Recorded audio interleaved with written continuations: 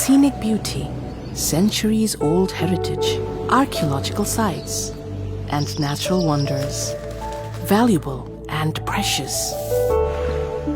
But what's more precious is the people.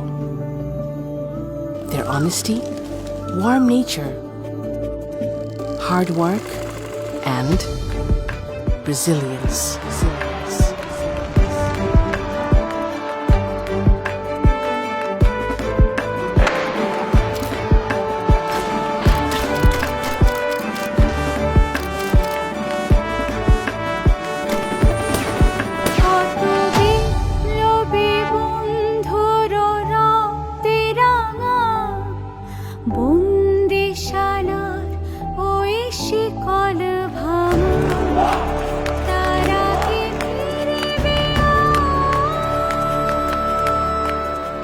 This is what brought us July.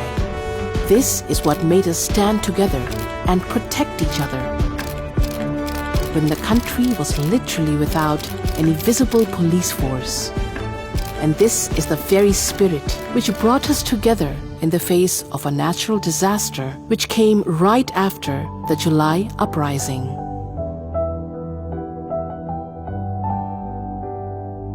This is what makes the world trust our hard-working people.